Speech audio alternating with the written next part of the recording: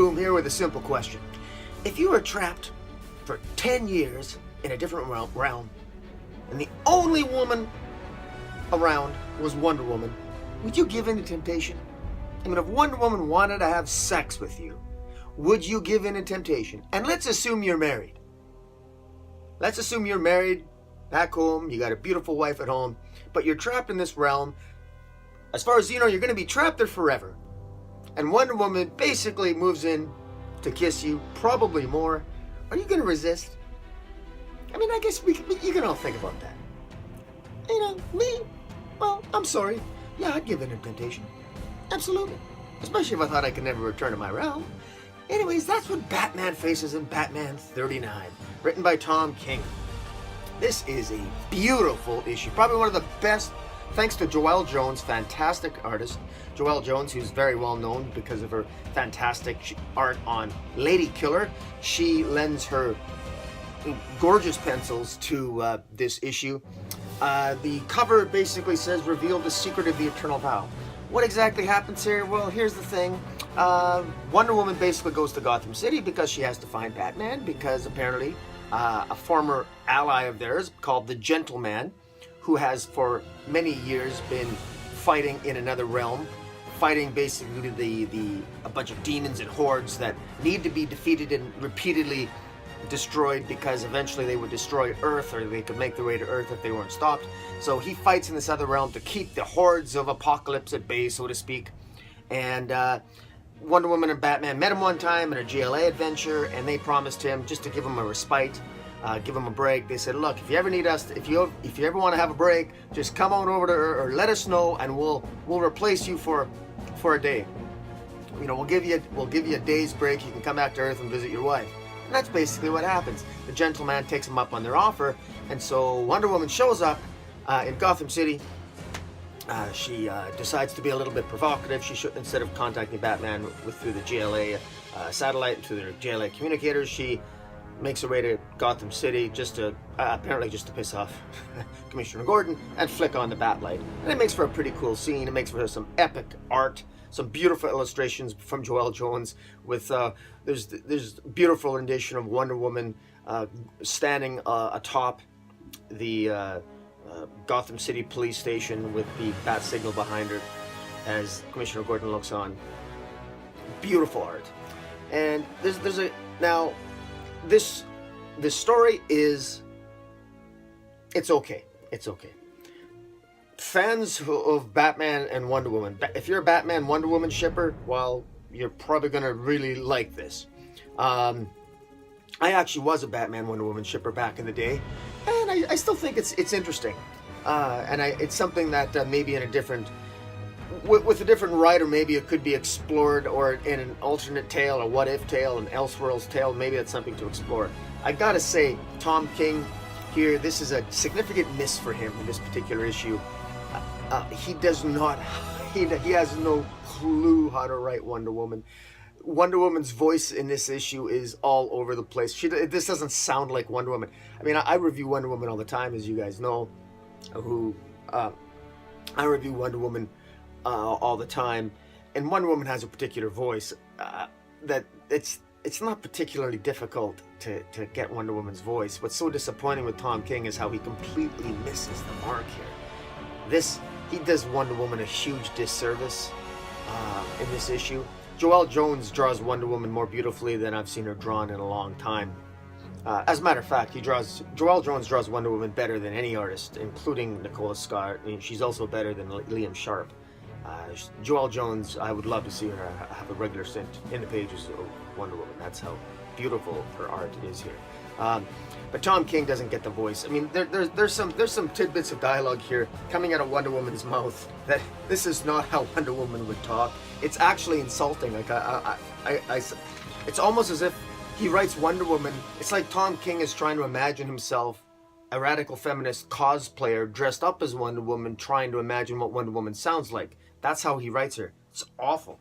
There are bits of dialogue here that like, this dialogue in particular, this is Wonder Woman talking, but But I very much am not one to say. All men who try to fight look ridiculous to me. If you could all just see yourselves, all eager for battle, with the weapons so tough. It really does not suit your gender. Wonder Woman would never say that. Number one, it makes no sense. Number two, Wonder Woman has fought against the evils of man. She knows that men, more so than women, are inclined to battle and fight. So that makes no sense. Is she trying to be sarcastic? Well, Wonder Woman isn't sarcastic in that way. And anyways, it just doesn't sound like her. It just really doesn't. There's this running joke with Batman looking ridiculous in his armor. Selina, Tom King completely understands. He nails Selina's voice. So Selina tells Batman he looks ridiculous in his suit, and then Wonder Woman carries on with it saying, no, please do not listen to that. You do not look ridiculous. You look, and then Batman finishes her sentence for her saying ridiculous, and she says, well, yes, a bit.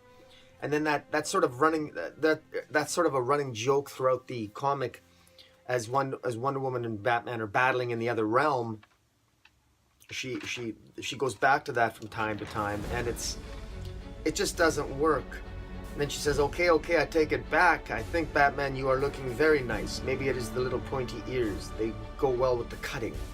And Wonder Woman doesn't sound like that. Like, Tom King, who do you think you're writing? It's like, I mean, even Artemis doesn't sound so cutthroat and cold and inaccessible. This is not Wonder Woman.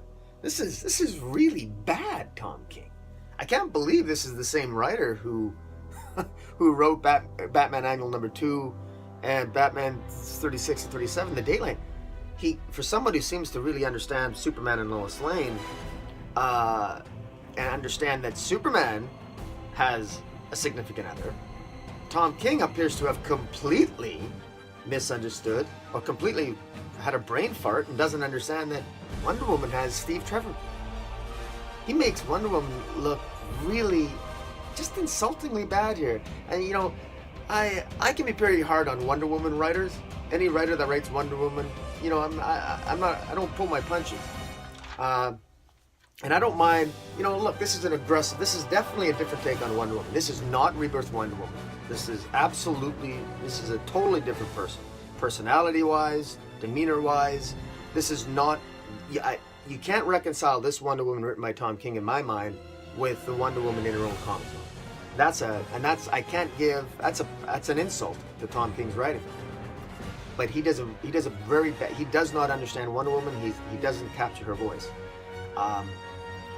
Now, I will, in particular, there's a sequence here, again, beautiful art, but Wonder Woman's talking to Batman. Batman's getting, like, almost killed by this demon, and she says, I think you do need help. It is not a problem. I will pull, you will stab. Yes? Yes? Isn't that how Russians talk or something? Like, does that make any sense? It doesn't. I couldn't get a handle on this. Even when I'm trying to imagine, I can't even imagine Gal Gadot. Like, I try to imagine a writer. What the hell is Tom King thinking when he's writing this stuff? How does he imagine that she's sounding? Because this is awful. In any event, and then we get into the gentleman himself, who is with Selina, and he's coming back. He finally gets a break, and he goes for lunch with Selina to Batburger. He hasn't seen his wife in a year his time, even though only a year passes on Earth, but 10 years or 10,000 years will pass in this other realm. So he only has 24 hours, and instead of running off to his wife because he hasn't seen her in a year, he's gonna have lunch with Selina at Batburger. This is stupid. This is just stupid. Again, don't get me wrong. The art is fantastic. It's beautiful to look at. I mean, I can just page through this and just like gasp at the beautiful art. But the story is just stupid. This is dumb. And then it ends with Wonder Woman basically saying, again, this is not how Wonder Woman sounds, but the final page with Wonder Woman going in to kiss Batman, and Wonder Woman says 10 years. He says at least.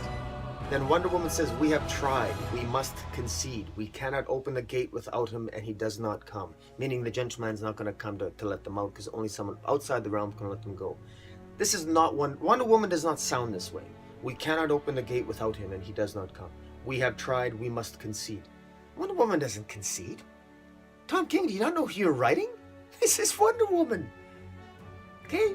When you want to fight an army, you get Wonder Woman. Concede? Wonder Woman doesn't concede. What? It's only been 10 years their time. That's a long time. But so then, perhaps this is everything. All of life, our life. The hordes are everlasting. All we have, and all we have forever, is you and me. Yeah. You know, even without the pointy ears, you don't look so bad.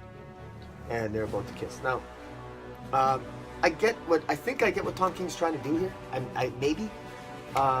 He's just trying to convey maybe the idea of temptation. He's trying to show that Bruce Wayne can give in temptation, and he can show that how Wonder Woman and maybe Batman ultimately next issue will resist temptation and just remain friends. The extremely disappointing about this issue is this is supposed to be a Super Friends issue. Wonder Woman and Batman do not sound like friends. They sound like people that barely know each other.